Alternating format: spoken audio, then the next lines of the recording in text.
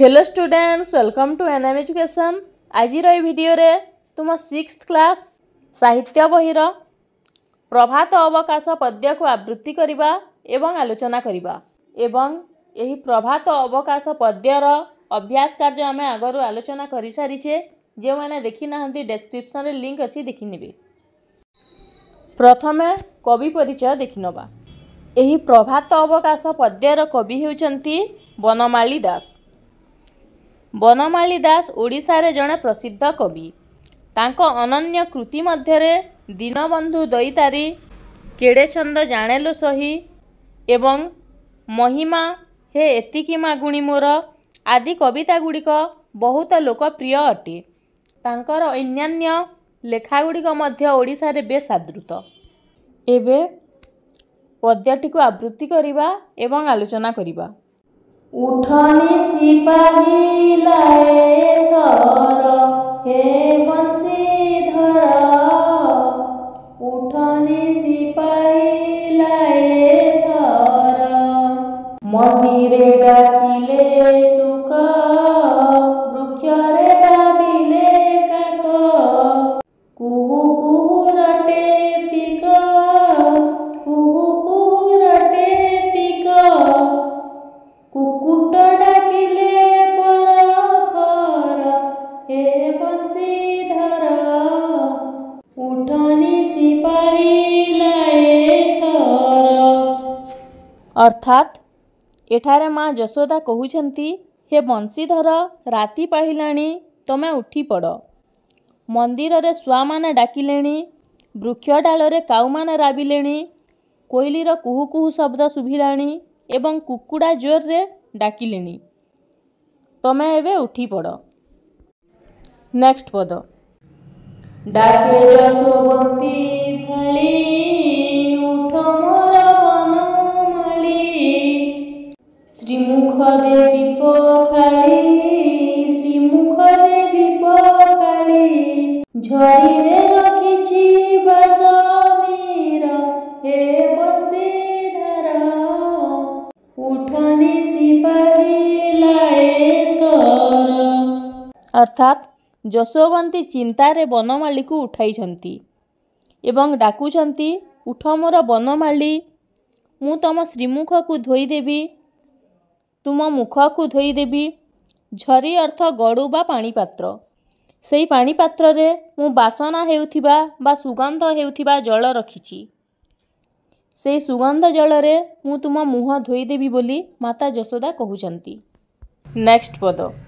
अमृत पाणी कदली, लवणी संगते गोली, अधाम गोटिका पुली, अधाम गोटिका पुली, खंड संगे भुंजाई बिसर हे बंशीधर, उठनी सिपाही लाए थर।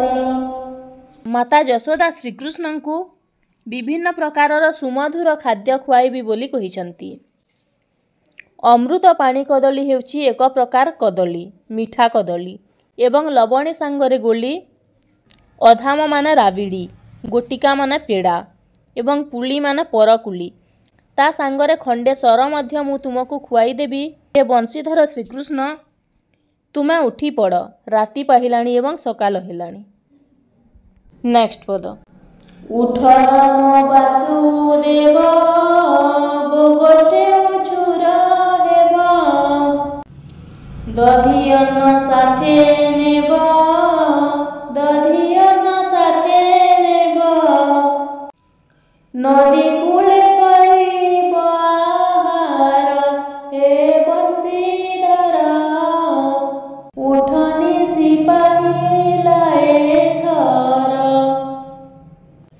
अर्थात एठारे श्रीकृष्ण को राम एवं वासुदेव बोली संबोधन करिसंती। माने कहउचंती, हे राम, हे वासुदेव, तमे उठी पड़, गाई गोठ नेबाकू विलंब हेब, दही आउ भात मु तुमको देबी, तुमे जाई नदी कूलरे बसिकी भोजन करिब, हे बंशीधर उठी पड़, राति पाहिगलाणी। नेक्स्ट। बाछुरी चराई जाई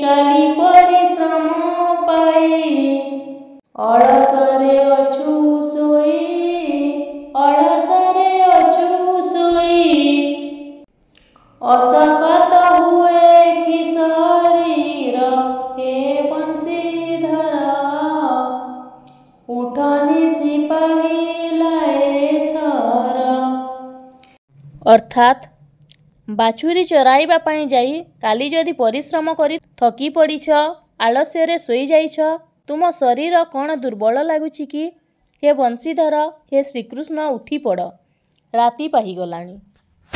नेक्स्ट पद सिंहद्वारे गोपसुता डाकंती उठ अच्युता केते निद्रा जाऊ तुता केते निद्रा जाऊ तुता आकाशे उदय दिन कर हे बंशीधर उठनी सिपाही थर। अर्थात सिंहद्वार रे गोपसूत माने गोपाल पुआ बा गौड़ पुआ माने डाक देउचंती उठ अच्युत केते शोइछु तू आकाशे सूर्य उदय हेलाणी एबे उठी पड़। लास्ट पद उठ प्रभु चक्रधर जीवाकु हेबौ छुर वनकु गमन कर वनकु गमन कर वनमाली चरण किंकर हे बंशीधर उठनी सिपाही लाए थर। वर्तमान एठी श्रीकृष्ण को चक्रधर बोली संबोधन करिसंती कवि। कौन कहिसंती ना तमर बण को जीवा पाई विलंब हेब बण को जाओ तमे बण को जाओ हे बनमाली तुम चरणर मु दास उठी पड़ राति पाहीगलाणी। पिला माने आशा करुछि भिडियोटी तुमे भल भाव बुझी पारिथिबो। तेबे भिडियोटी यदि भल लागि थाए ताहेले गोटे लाइक करिदबो। धन्यवाद।